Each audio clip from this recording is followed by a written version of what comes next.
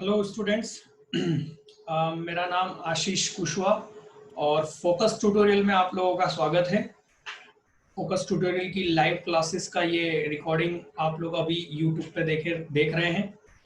तो आज का टॉपिक और ये सारी डिटेल, तो चैप्टर 1 अध्याय 1 अर्थव्यवस्था और समस्याएं में ये चौथे नंबर का भाग है, पार्ट है। ठीक है, इसके पहले के 3 वीडियोस हम देख चुके हैं और आज के जो टॉपिक है आर्थिक समस्या क्या है ना। तो देखिए, अर्थव्यवस्था क्या है और समस्याएं। तो आज का टॉपिक देखने से पहले जो बच्चों ने इसके पहले के 3 वीडियोस नहीं देखे हैं, 3 पार्ट इसके आगे के, पहले वो देख लें, तभी ये वाला पार्ट आगे का समझ में आएगा, है ना। कोई सा भी बीच में यदि आपने कोई सा भी पार्ट छोड़ रखा है तो ये वीडियो आपको नहीं समझ में आएगा, ये आपके काम का नहीं होगा। इसलिए इसके पहले के 3 जरूर देखें। ठीक है, तो स्टार्ट करते हैं बेटा। आज का जो सब्जेक्ट है, देखिए हम लोग ये पढ़ चुके हैं, अर्थव्यवस्था क्या है, ये सारी चीजें हम देख चुके हैं। आज कुछ बच्चों ने कमेंट करा था, सर आपके नोट्स भी दिखा दीजिए, आपके नोट्स कैसे हैं। तो आज हम हमारे नोट्स से ही पढ़ेंगे, इस तरह से पीपीटी से नहीं पढ़ेंगे। हमारे नोट्स देखते हैं आज। ठीक है, तो चलिए। तो स्टूडेंट, ये रहे हमारे नोट्स, जो कि आप कहाँ से डाउनलोड कर सकते हैं। Focus tutorial mobile application Google play store पर जाकर आप वो डाउनलोड कर सकते हैं और वहां पर आपको फ्री स्टडी मटेरियल में ये फर्स्ट चैप्टर आप लोगों को मिल जाएगा। आप इसको रीड करके देखिए। ठीक है, तो देखिए हम अर्थव्यवस्था क्या है ये हम देख चुके हैं, है ना। ये सारी चीजें हम पढ़ चुके हैं। अर्थव्यवस्था के प्रकार, पूंजीवादी। अच्छा बच्चों, एक चीज ध्यान रखना, जो थर्ड पार्ट जो देखा है हमने, उसमें हमने पूंजीवादी अर्थव्यवस्था देखा था। उसमें ध्यान रखना, पूंजीवादी का एक और नाम है बाजार अर्थव्यवस्था, इंग्लिश में कहेंगे मार्केट। ये ध्यान रखना है ना। ये पर्यायवाची बहुत आप लोगों को कंफ्यूज करेंगे, मैं जानता हूँ। जितनी कोशिश होती है हम उतने पर्यायवाची शब्द आपको बताएंगे। तो बाजार अर्थव्यवस्था भी बोलते हैं। इसी के साथ में जो समाजवादी अर्थव्यवस्था होती है उसको केंद्रीय योजनाबद्ध अर्थव्यवस्था भी कहते हैं। ये तीसरे पार्ट का टॉपिक था, है ना। तो उसमें मैंने ये अभी फिर से ऐड करा, मैंने ध्यान दिया कि हाँ, इसमें केंद्रीकृत योजनाबद्ध अर्थव्यवस्था, ये 2 नाम इनके पर्यायवाची जो थे वो नहीं थे, तो वो भी हमने ऐड कर दिए। ठीक है, तो इस तरीके से आप ये पूरा एक चैप्टर करीबन 9 पेज में कंप्लीट हो जाएगा, है ना। आप डाउनलोड कर सकते हैं। तो बच्चों, आज की जो हमारा क्वेश्चन है वो है आर्थिक समस्या का अर्थ क्या है, परिभाषा क्या है, समझाइए। ये इस तरीके से प्रश्न आ सकता है। ये इस तरीके से भी प्रश्न आ सकता है कि आर्थिक समस्या से क्या आशय है और आर्थिक समस्या क्यों उत्पन्न होती है। तो क्यों उत्पन्न होती है वो बाद में देखेंगे, पहले हम क्या समझे, आर्थिक समस्या से क्या आशय है। ठीक है, तो फर्स्ट हम इसको देखते हैं। इसके लिए मैं आपको बहुत बड़ा एग्जांपल देता हूं। आज हम उस एग्जांपल को बड़े आराम से समझेंगे, क्योंकि वो एग्जांपल बहुत ही आगे काम आने वाला है ना। आगे के 3-4 वीडियो में उसका काम आने वाला है। तो आज हम 15-20 मिनट जो भी लगेगा, हम उस एग्जांपल को आराम से समझेंगे। और मेरा गारंटी है बेटा, आप उस एग्जांपल के बाद में ये जो टॉपिक है आपके लिए बहुत इजी लगना लगेगा। ठीक है, स्टार्ट करते हैं। तो स्टूडेंट, ये रहे हमारे मिस्टर रोहित। ठीक है, और मिस्टर रोहित ने एमबीए कर लिया है और उनकी जॉब लग गई है ना, सेल्स पर्सन की, है ना। एक कंपनी में उनको एक सेल्स पर्सन के रूप में उनकी जॉब लग गई है, उन्होंने अपना एमबीए कंप्लीट कर लिया है। ठीक है, अब देखते हैं आगे। इनकी सैलरी है 10,000 रुपए पर मंथ। सर, एमबीए करने के बाद में क्या सिर्फ इतना ही मिलता है? बेटा, इतना मिल रहा है, और क्या चाहिए। अभी तो एमबीए की ये हालत है। हालांकि आप एमबीए कहाँ से करते हैं इस पर डिपेंड करता है बेटा, है ना। तो कौन सा कॉलेज से और आपने कैसे किया है उस पर भी डिपेंड करता है। ठीक, तो वो बात अलग है, वो हम किसी दिन और देख लेंगे कि सर करियर गाइडेंस में क्या करें क्या नहीं करना है। फिलहाल हम अपने टॉपिक पे आते हैं। तो सैलरी है 10,000 पर मंथ। ठीक, और इन्हें इस 10,000 रुपए की सैलरी, या इन्होंने 1 महीना काम कर लिया, ठीक, इन्हें 10,000 रुपए हाथ में सैलरी आ गई है। अब इनको इस 10,000 रुपए सैलरी का क्या क्या उपयोग करना है, मतलब उससे उन्हें क्या क्या लेना है। ठीक है, तो देखते हैं। उन्हें एक मोबाइल चाहिए, ठीक, और इस मोबाइल की कीमत कितनी है? 10,000। सर इतना सस्ता? अरे बेटा, जितनी सैलरी होगी ना उस हिसाब से चलेगा ना। तो 10,000 रुपए का एक मोबाइल है जो उन्हें लेना है, और भी कुछ चीजें इनको लेनी है। अच्छा, इनके पास बाइक भी नहीं है, सेल्स पर्सन है बेचारे, तो बाइक तो लगेगी। और बाइक कोई हाई फाई बाइक नहीं चाहिए इन्हें, इन्हें तो सर 10-50 हजार की एक एवरेज बाइक चाहिए, है ना, क्योंकि सैलरी अभी कम है। और इन्हें क्या चाहिए?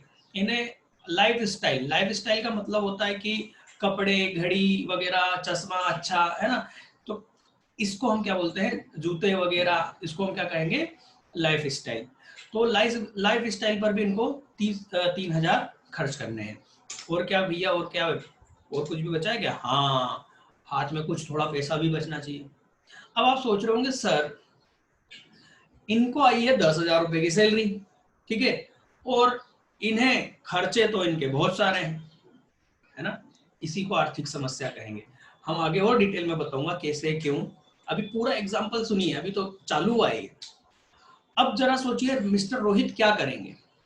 मिस्टर रोहित के सामने एक समस्या है कि उनकी सैलरी जो है, जिसको हम कहेंगे रिसोर्स, स्रोत या संसाधन, ध्यान से सुनना, संसाधन या स्रोत। इंग्लिश में रिसोर्स, इंग्लिश में एक ही शब्द है बेटा, रिसोर्स, जबकि हिंदी में दो शब्द है, संसाधन, स्रोत। ठीक है, तो इनके सैलरी जो है कितनी है? 10,000 है। और इनकी जो इच्छाएं हैं, वांट, है ना, इनकी इच्छाएं जो हैं, ठीक, इनकी जो चाहते हैं वो इससे भी ज्यादा है। एक मोबाइल ही खरीदने जाएंगे तो 10,000 पूरे कंप्लीट हो जाएंगे, ये बाइक भी नहीं ले पाएंगे और कोई खर्चा नहीं कर पाएंगे और इनके हाथ में कुछ भी नहीं बचेगा। ठीक है, अब जरा सोचिए कि क्या रोहित, मिस्टर रोहित इसमें से क्या पहले करेंगे। ध्यान रखना, मेरा हर एक शब्द, हर एक लाइन आगे आपको थ्योरी समझने में बहुत हेल्प करेगा, इसलिए सारी बात को ध्यान से सुनना। इन्हें क्या बोला? अब इनमें से कौन सी अपनी इच्छा को पूरा करेंगे? ध्यान रखना, ये ना मैं बता सकता हूं ना आप बता सकते हो, ये सिर्फ मिस्टर रोहित ही बता सकते हैं कि वो क्या करेंगे। सर ऐसा क्यों? हम बता सकते हैं ना, एक काम करो, यार अगले महीने मोबाइल ले लेना। नहीं नहीं नहीं नहीं, एक काम करो, मोबाइल ले ले, बाकी छोड़ दे। हम बता सकते हैं? नहीं बता सकते। सर क्यों नहीं बता सकते? क्योंकि ये इस बात पर डिपेंड करता है कि रोहित के लिए इन सब में से, इन चारों में से सबसे जरूरी क्या है। बात समझ में आ रही है? सबसे जरूरी क्या है, ये, इसको हम क्या बोलेंगे? तीव्रता किसकी? उस चीज की उपयोगिता की तीव्रता, कि इन चारों में से सबसे पहले उसको क्या चाहिए। ये चार इसके सामने क्या है? विकल्प। ध्यान रखना, आगे शब्द काम आएगा। ये चारों क्या है? विकल्प। तो संसाधन क्या है? संसाधन है सैलरी, और उस सैलरी के उपयोग, चार तरह के उसके उपयोग है, तो ये चार तरह के उसके क्या हो गए? विकल्प। अब वो इन विकल्प में से, ऑप्शन है ना, विकल्प में से कौन सा विकल्प करेगा, कौन सा छोड़ेगा, क्या करेगा, ये सिर्फ उसकी जो इच्छा में जो तीव्रता है कि वो कौन सी चीज को पहले करना चाहता है, सिर्फ वही डिसाइड कर सकता है, हम नहीं। ठीक है, तो उसने मान लो सोचा कि नहीं यार कपड़े जरूरी है, ठीक है, तो एक काम करता हूं, मैं 3,000 रुपए कपड़ों पे खर्च कर लेता हूं, एक महीना और निकालता हूं, और थोड़ा सा पैसा इकट्ठा हो जाएगा तो मोबाइल ले लूंगा। फिर या फिर हो सकता है कि अगले महीने इसको लगे कि नहीं नहीं नहीं भैया, मोबाइल से ज्यादा जरूरी है बाइक लेना, है ना। तो हो सकता है कि वो क्या करे, बाइक का डाउन पेमेंट डाल दे और लोन पे क्या ले ले, बाइक ले ले। ये उसके ऊपर डिपेंड करता है। समस्या ये है कि उसका जो संसाधन है वो सीमित है ना, वो सीमित है, और जो उसकी इच्छाएं क्या है? असीमित है। इस वजह से इन इस सीमित संसाधन से उसको अपनी असीमित आवश्यकताओं, है ना, आवश्यकताओं में से क्या करना पड़ेगा, किसी का चुनाव करना पड़ेगा, और इसी को हम क्या कहेंगे, आर्थिक समस्या कहेंगे। ठीक है, तो आगे अभी और कंटिन्यू करेंगे, जरा रुक जाइए। तो वो इसमें से क्या लेगा, ये इसके लिए एक समस्या है। ठीक है, इसको हम क्या बोलेंगे, चुनाव की समस्या। चुनाव करना है ना कि कौन सा पहले। ठीक, चलिए आगे देखते हैं। तो क्या हुआ, अरे रोहित का प्रमोशन हो गया, उसने बहुत अच्छा काम करा, 6 महीने बाद उसका प्रमोशन हो गया, और उसकी सैलरी क्या हो गई, डबल, कितनी, 20,000। सर अब तो उसकी प्रॉब्लम खत्म हो गई होगी, आप यही सोच रहे हैं? जरा ध्यान से सोचिए, वो भी एक इंसान है और आप भी। उसकी समस्या बदली नहीं, उसकी समस्या खत्म नहीं हुई, जबकि उसकी समस्या का रूप बदल गया। क्या, देखो जरा, अब 20,000 रुपये सैलरी है, क्या वो छोटा मोटा मोबाइल चलाएगा क्या? अब उसकी इच्छा क्या है, उसकी आवश्यकता क्या है? उसकी आवश्यकता है कि वो एक 20,000 रुपये का मोबाइल ले ले, ठीक, और बाइक थोड़ी अच्छी, क्योंकि अभी उसको, अब यार उसकी एक पोजीशन है, सैलरी बढ़ गई है ना, और एरिया भी बढ़ गया उसका, राइट। मान लो वो सेल्स मैन से वो क्या हो गया, मैनेजर हो गया, तो भैया मैनेजर के पास में एक अच्छी बाइक होना चाहिए, एक अच्छा मोबाइल होना चाहिए, और अच्छे कपड़े भी होना चाहिए, और जेब में पैसा भी होना चाहिए। क्या वो एक साथ इन सारी आवश्यकताओं को पूरा कर पाएगा? नहीं। फिर क्या हो गया, फिर से संसाधन कम हो गया, और आवश्यकताएं क्या हो गई, असीमित हो गई, जो कि जिससे एक सीमित साधन से वो अपनी आवश्यकताओं की पूर्ति नहीं कर पा रहा है। और ऐसा क्यों हो रहा है? ऐसा इसलिए हो रहा है क्योंकि साधन सीमित है, आवश्यकताओं ज्यादा है, और इस साधन, ध्यान से सुनना, इस साधन के वैकल्पिक उपयोग है, इसको क्या बोल रहे हैं, वैकल्पिक, मतलब ऑप्शन है। ऐसा होता, मान लो गवर्नमेंट ये बोल देती कि हर एक बंदे को जिसने सैलरी उसकी मिली है सबसे पहले वो मोबाइल लेगा, तो क्या रोहित के सामने ये समस्या होती कि वो क्या करे? कुछ नहीं, गवर्नमेंट ने बोला भैया मोबाइल लेके आ जाओ, तो समस्या होती क्या? नहीं होती। तो वैसे ही यहाँ पर हम वही बात कह रहे हैं कि क्योंकि संसाधन, संसाधन क्या है, ये पैसा, ये फिलहाल इस केस में रोहित के लिए ना, हर जगह नहीं समझना। तो रोहित के लिए जो पैसा है क्या है, संसाधन है, जिससे ये अपने आवश्यकताओं की क्या करना चाहता है, पूर्ति करना चाहता है। परंतु इस संसाधन के कई उपयोग होने के कारण इसके सामने, कई उपयोग और आवश्यकताएं अधिक होने के कारण इसके सामने एक समस्या उत्पन्न होती है कि वो इनमें से किसको पहले करे, या किस किस को कर पाएगा, राइट। चलिए 6 महीने हुए, इसने पहले इसमें कोई भी डिसीजन लिया होगा, इसने सोचा होगा चलो यार बाइक तो लेना ही पड़ेगी, तो इसने क्या करा, लोन लेके बाइक ले लिया, और बाकी अगले महीने, ये अगले महीने, ये अगले महीने, ये उसके ऊपर डिपेंड करता है, हमारे ऊपर नहीं डिपेंड करता, हम इसको डिफाइन नहीं कर सकते। चलिए ये 6 महीने और गुजरे, 6 महीने बाद बहुत अच्छा काम करा, अरे क्या बात है, अब तो ये एरिया मैनेजर बन गया है। सर क्या होता है ये? बेटा ये समझो कि इसके अंदर अभी जो जिस पोस्ट पे था ना ये 20,000 रुपये वाला, वैसे इसके अंदर, इसके नीचे करीबन 4 लोग काम कर रहे हैं, मतलब ये उनका भी बॉस हो गया। इसके अंदर 4 मैनेजर काम कर रहे हैं, किसी एक एरिया का ये मैनेजर हो गया, उस एरिया में जितने भी मैनेजर हैं वो इसके अंडर है, जूनियर है इसके। बात समझ में आई? 50,000 रुपये सैलरी हो गई। सर अब तो इसकी समस्या खत्म हो गई, जरा देखो हो सकती है क्या? अब इसको अच्छा मोबाइल चाहिए, 20,000 के मोबाइल में इसकी बेइज्जती नहीं हो जाएगी? इस 20,000 का मोबाइल जो इसके पास है, वो तो उन मैनेजरों के पास भी होगा ना, जो इसके अंदर है, इसके अंडर में काम कर रहे हैं, और हो सकता है किसी के पास में उससे भी अच्छा मोबाइल हो। तो इसको तो अब महंगा मोबाइल चाहिए, एप्पल आईफोन चाहिए, बात समझ में आ रही है ना? इसको महंगा मोबाइल चाहिए, क्यों? क्योंकि इसकी जैसे ही संसाधन में क्या हुआ, वृद्धि हुई, तो इसकी इच्छाएं भी बढ़ गई। अब इसको बाइक, सिंपल बाइक नहीं चाहिए, इसको क्या चाहिए, रॉयल एनफील्ड बुलेट डग। बात समझ में आ रही है? क्यों? अरे वो बाइक तो उन मैनेजर के पास भी होगी, फिर इसकी समाज में क्या इज्जत। बात समझ में आ रही है ना? तो अब इसको क्या चाहिए, भाई मैनेजर बन गया है, बुलेट चाहिए, है ना, फिर अब तो ब्रांडेड कपड़े, ब्रांडेड जूते, है ना, और पैसा भी चाहिए क्योंकि यदि कहीं जाएगा टूर पे, है ना, वहां पर मैनेजर रहेंगे और वहां पर किसी मैनेजर ने बोल दिया सर आज तो डिनर आपकी तरफ से, तो क्या बोलेगा, नहीं नहीं रे मेरे पास पैसे नहीं है, नहीं, करवाना पड़ेगा, आप साहब हो। बात समझ में आ रही है? तो क्या हुआ, हुआ ये कि साहब समस्या तो खत्म ही नहीं हो रही। यदि हम देखें जब हमारी सैलरी 10,000 रुपए थी तब भी वही समस्या थी, चुनाव की समस्या, साधन सीमित थे, आवश्यकताएं असीमित थी, और हमें क्या हो रहा था, हमको किसी को एक को सिलेक्ट करना पड़ा था, हम सारी आवश्यकताओं को एक साथ पूरा नहीं कर पा रहे थे।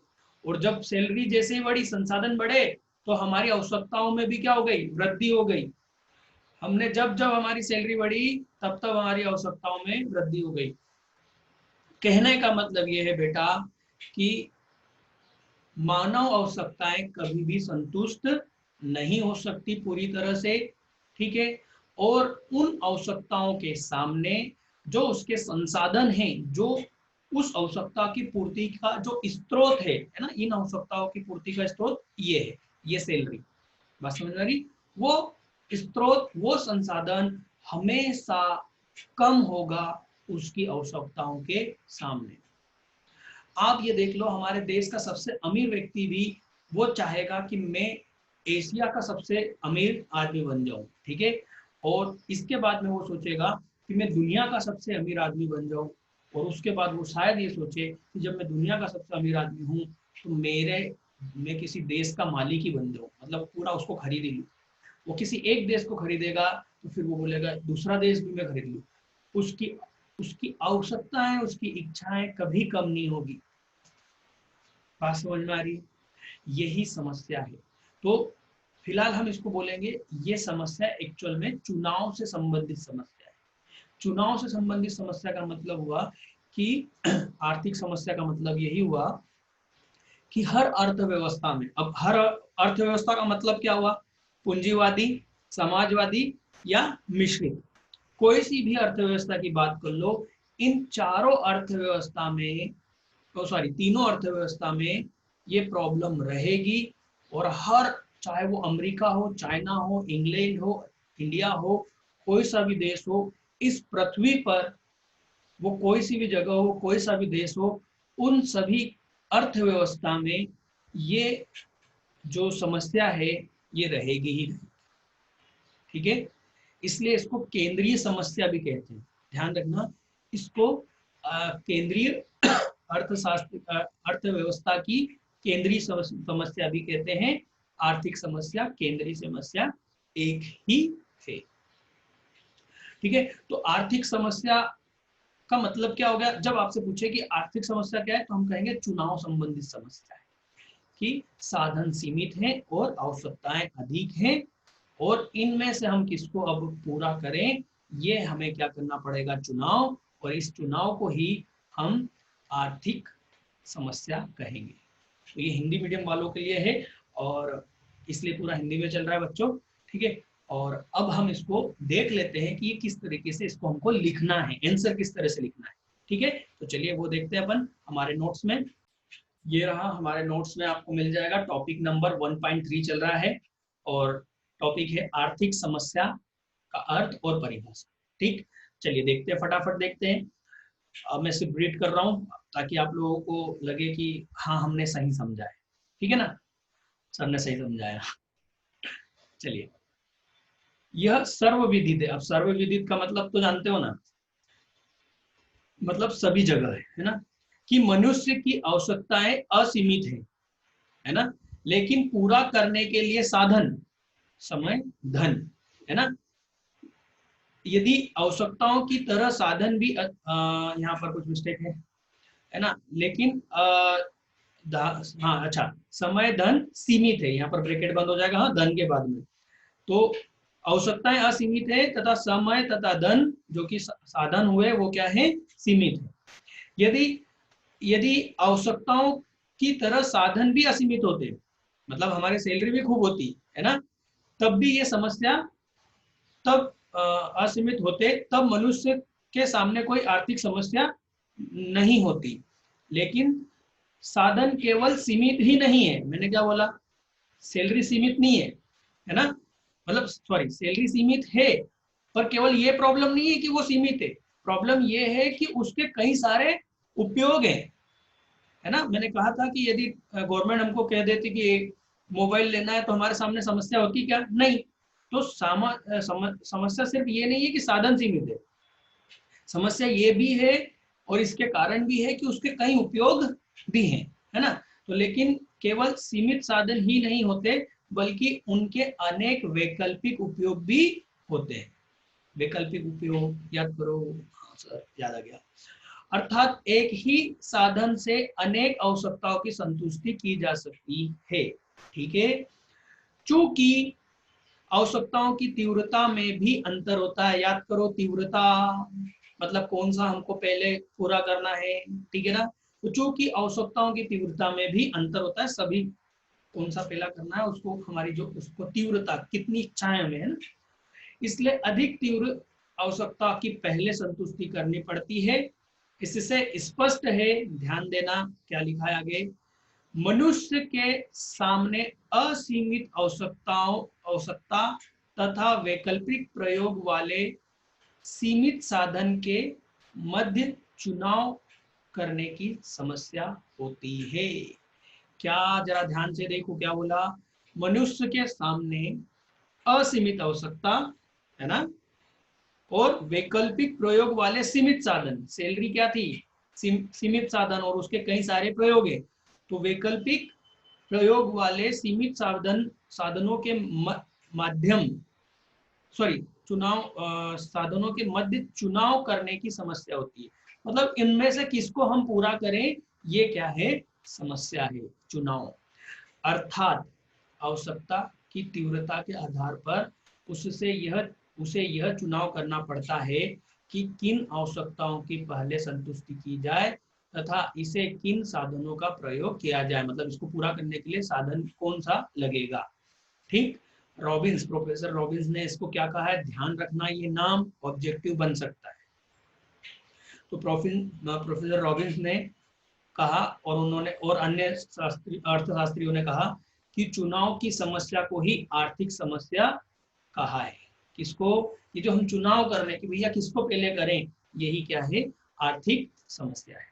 तो आर्थिक समस्या की एक छोटी सी परिभाषा ये रही, इसको आप रीड कर लीजिएगा, दम नहीं है, मैं समझा चुका हूँ, ठीक।